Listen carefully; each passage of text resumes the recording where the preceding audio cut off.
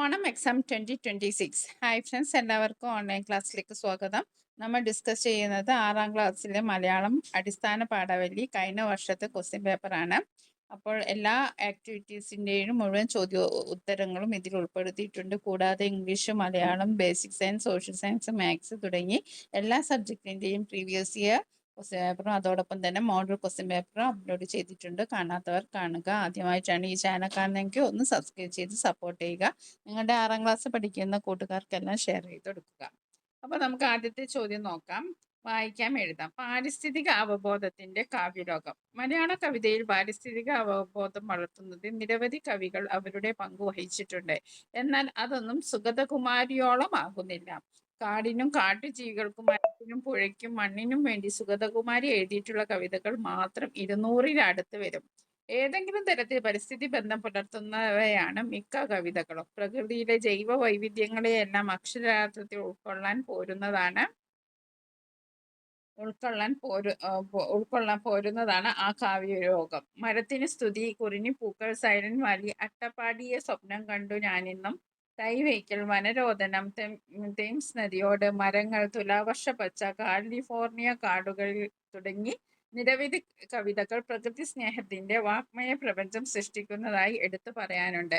Silent valleys സംരക്ഷണ പ്രവർത്തനങ്ങളുമായി ബന്ധപ്പെട്ട് വനപ്രകൃതിയുമായി നിരന്തരം പരിചയിച്ചതിന്റെ അനുഭവ സാക്ഷ്യമായി നിൽക്കുന്ന കവിതകൾ തന്നെ ഏറെയുണ്ട്.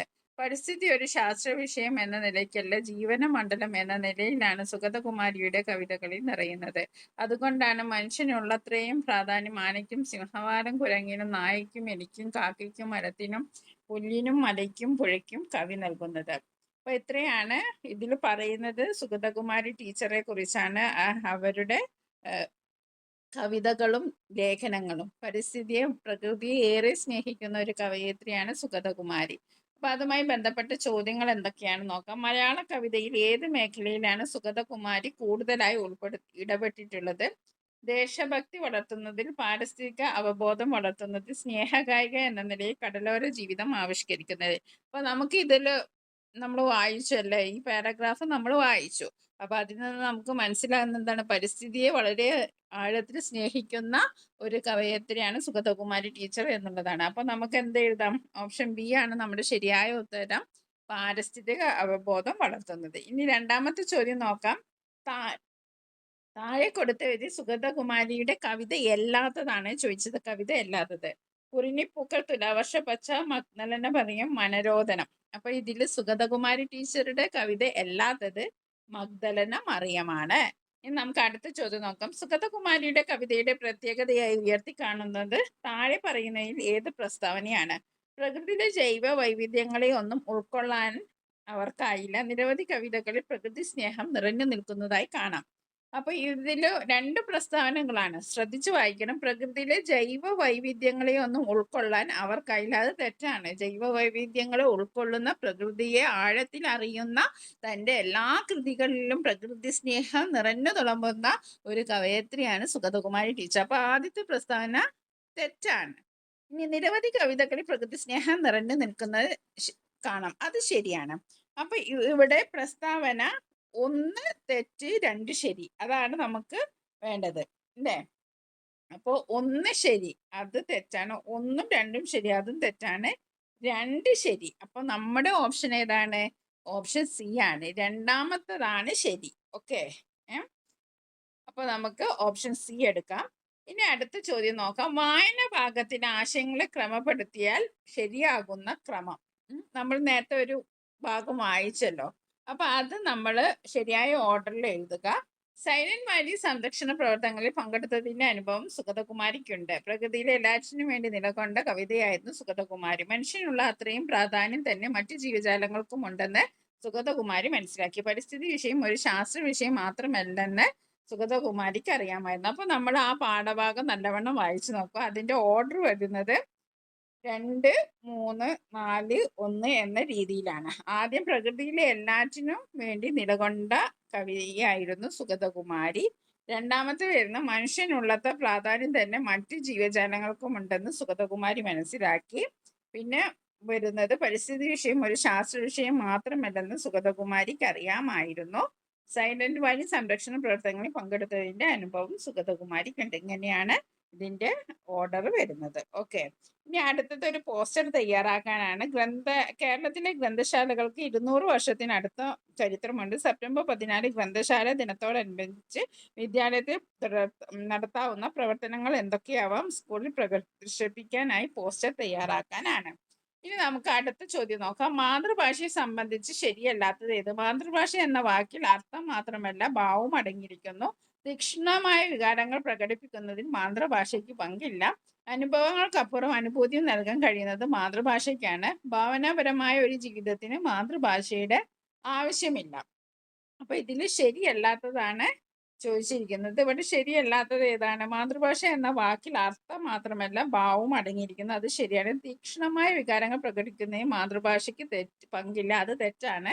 അനുഭവങ്ങൾക്കപ്പുറം അനുഭൂതി നൽകാൻ കഴിയുന്ന മാതൃഭാഷയാണ്. അത് ശരിയാണ്. ഭാവനാപരമായ ഒരു ജീവിതത്തിന് മാതൃഭാഷയുടെ ആവശ്യമില്ലാത്ത തെറ്റാണ്. അപ്പൊ ഇതിൽ ശരി എന്ന് പറയുന്നത് 1ഉം 3ഉം ആണ്. ഓക്കെ, അപ്പൊ അതിന് പറ്റിയ ഓപ്ഷൻ ഉണ്ടോ നോക്കൂ. 1ഉം 3ഉം ശരി. അപ്പൊ നമ്മൾ അതാണ് തിരഞ്ഞെടുക്കേണ്ടത്. ഇനി അടുത്തത് താഴേക്കടുത്തയിൽ തെറ്റായ പ്രസ്താവന ഏത്? കണക്കു പരീക്ഷയിൽ ഒന്നാമനായത് അവന്റെ കുശലത്വം കൊണ്ട് മാത്രമാണ്.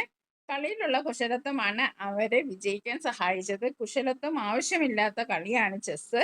ശില്പിയുടെ കുശലത്വം ശില്പങ്ങളിൽ മനസ്സിലാക്കുക. അപ്പൊ ഇതില് തെറ്റായ പ്രസ്താവന കുശലത്വം ആവശ്യമില്ലാത്ത കളിയാണ് ചെസ് എന്നുള്ളതാണ്. ഇനി നമുക്ക് അടുത്ത് നോക്കാം. ചുവടെ കൊടുത്ത 3A 3B എന്നീ 2 ചോദ്യങ്ങളിൽ ഏതെങ്കിലും ഒന്നിന് മാത്രം ഉത്തരം എഴുതുക. വിശകലന കുറിപ്പ് എഴുതാനാണ്. ഞാനും ഈ മണ്ണിന്റെ അവകാശി എന്ന് 4 പേർ കേൾക്കെ പറയാൻ കുഞ്ഞെ നിനക്കുമുണ്ടൊരു ഭാഷ വരമായി മരണമില്ലാത്ത മലയാളം. ബാലമുരളികൃഷ്ണൻ TR. ഇനി അടുത്തത് ഒളപ്പം മണ്ണിയുടെ പഞ്ചവർണ്ണ കിളി എന്ന കവിതയിൽ നിന്നാണ്. അക്കഴുത്തിലെ നാനാവർണ്ണവും നറുനീടി ഞുൾക്കൊള്ളിയും ചേർന്നും ഈ മലയാളം മതിരിക്കുന്നു പച്ചക്കിളി നിൻ പൊക്കാഴ്ത്തുന്ന മലരും കനിയും ഉൾത്തേനും ഈ മലയാളം. മുകളിൽ നൽകിയ കവിതാ ഭാഗങ്ങൾ വിശകലനം ചെയ്ത് കുറിപ്പ് തയ്യാറാക്കുക. അപ്പൊ ഈ വിശകലന കുറിപ്പ് നമ്മൾ പരിശോധിച്ചാൽ നമുക്ക് മനസ്സിലാകും ഇത് രണ്ടും മലയാള ഭാഷയെ കുറിച്ചാണ്. ആദ്യത്തതും മലയാള ഭാഷയാണ്. ഒരു മരണമില്ലാത്ത മലയാളം എന്ന് പറയുന്നു. 4 പേർ കേൾക്കെ ഞാനും ഈ മണ്ണിന്റെ അവകാശിയാണെന്ന് 4 പേർ കേൾക്കെ പറയാൻ എനിക്കും നിനക്കും ഉണ്ടൊരു ഭാഷ, അത് മലയാളമാണെന്നാണ് ആദ്യത്തെ കവിതയിൽ പറയുന്നത്. രണ്ടാമത്തേത് പറയുന്നതും പച്ചക്കിളിയെ പഞ്ചവർണ്ണക്കിളിയോടാണ് മലയാളത്തെ ഉപമിക്കുന്നത്. അപ്പൊ രണ്ടും വിശകലനം ചെയ്ത് നമുക്ക് എഴുതാം. മാതൃഭാഷയായ മലയാളത്തിന്റെ മഹിമയും സൗന്ദര്യവുമാണ് 2 കവിതാ ഭാഗങ്ങളിലും ചർച്ച ചെയ്യുന്നത്. ബാലമുരളികൃഷ്ണൻ തന്റെ നന്മ മലയാളം എന്ന കവിതയിൽ മലയാളത്തെ മരണമില്ലാത്ത വരമായി വിശേഷിപ്പിക്കുന്നു. മണ്ണിന്റെ അവകാശിയാണെന്ന അഭിമാനത്തോടെ പറയാൻ മലയാളം എന്ന ഭാഷ തുണയാകുന്നു. ഒളപ്പം മണ്ണയുടെ പഞ്ചവർണ്ണ കിളിയിൽ മലയാളത്തിന്റെ മാധുര്യമാണ് തെളിയുന്നത്. പച്ചച്ചിറകുള്ള കിളിയുടെ കണ്ടത്തിൽ നിന്നുതിരുന്ന നറുനീരിന്റെ കുളിർമയായി മലയാളം മധുരിക്കുന്നു. ഭാവനയും അമൃത് പോലെയുള്ള മാധുര്യവും നിറഞ്ഞതാണ് മലയാള ഭാഷയെന്ന് ഈ കവിതകൾ നമ്മെ ഓർമ്മിപ്പിക്കുന്നു. ഇനി അടുത്തത് അഭിപ്രായക്കുറിപ്പ് എഴുതാനാണ്. എന്റെ ഭാഷ വെള്ളത്തോൾ എന്ന കവിത ഭാഗത്തു നിന്നുള്ള 4 വരികളാണ്. ഒരു വേദവും ഏതൊരു ശാസ്ത്രവും ഏതൊരു കാവ്യവും ഏതൊരാൾക്കും ഹൃത്തിൽ പണിയണമെങ്കിൽ സ്വഭാഷതൻ വക്രത്തിൽ നിന്നു താൻ കേൾക്ക വേണം. അപ്പൊ ഇതിൽ എന്താണ് പറയുന്നത്? ഇതും മലയാള ഭാഷയെ കുറിച്ചാണ്, മാതൃഭാഷയെ കുറിച്ചാണ്.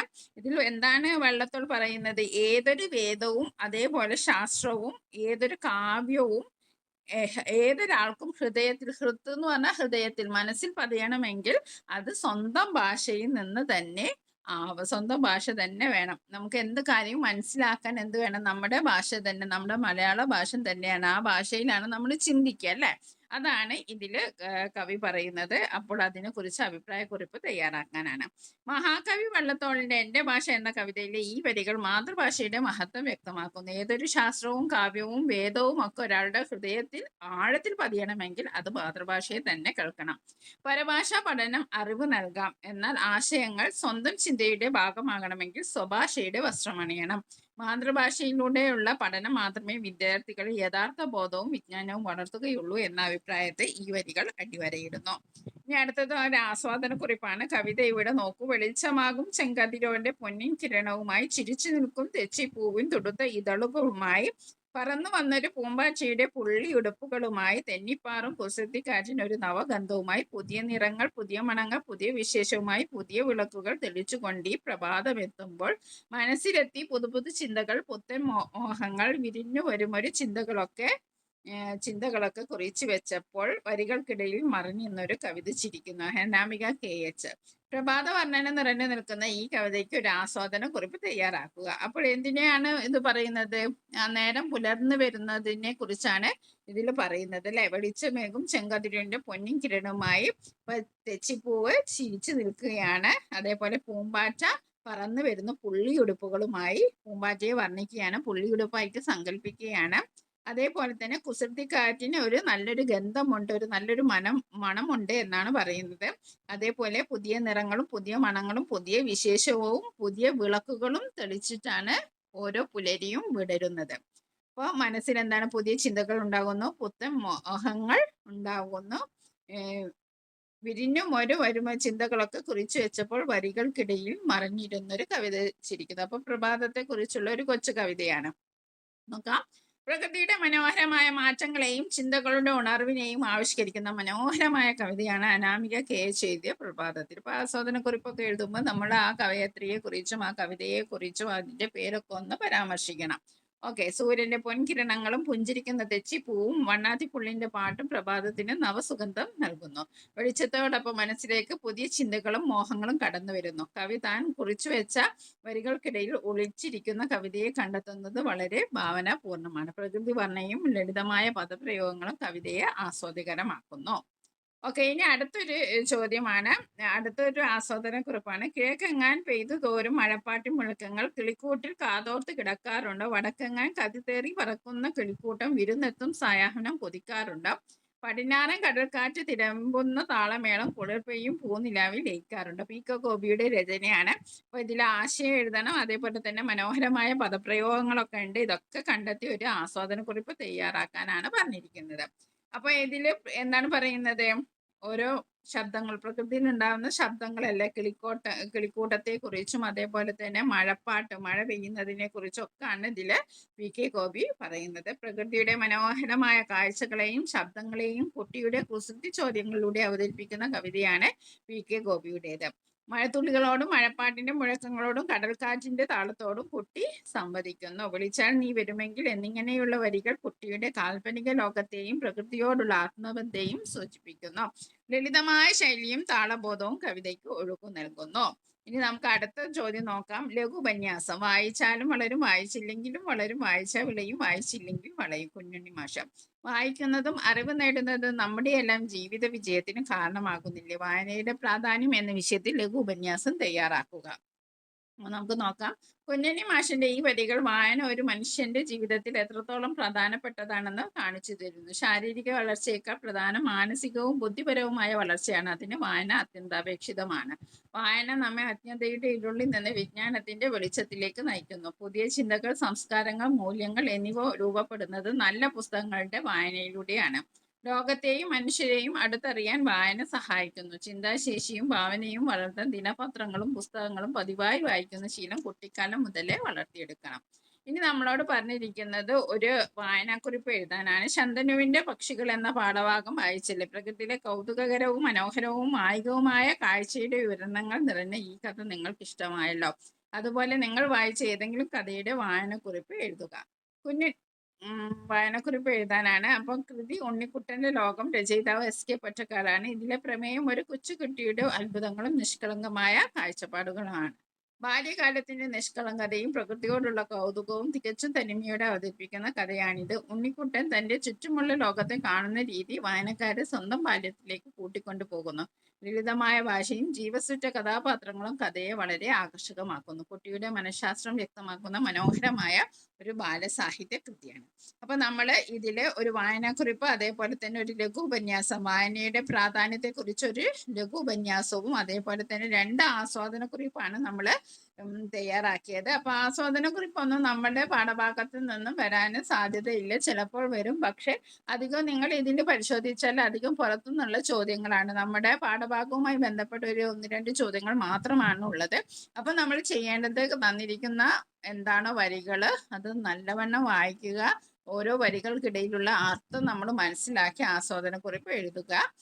ഇപ്പോൾ ഇതിൽ തന്നെ 4 ബിയും 2 ആസ്വാദനക്കുറിപ്പ് തന്നത്, രണ്ടും പുറത്തുനിന്നുള്ള കവിതയാണ്. ഓക്കെ, അതേപോലെ തന്നെ നമുക്ക് പാഠഭാഗവുമായി ബന്ധപ്പെട്ട് ചില ചോദ്യങ്ങൾ മാത്രമാണ് നമ്മൾ പ്രതീക്ഷിക്കാവുന്നത്. ബാക്കിയൊക്കെ ഇങ്ങനത്തെ ചോദ്യങ്ങളായിരിക്കും. അപ്പോൾ നമ്മൾ നല്ലവണ്ണം വായിക്കുക, ടെക്സ്റ്റ് ബുക്ക് വായിക്കുക, ഓരോ പാഠഭാഗത്തിൻ്റെ ആശയങ്ങൾ നമ്മൾ മനസ്സിലാക്കി വെക്കുക. Thank you for watching this video.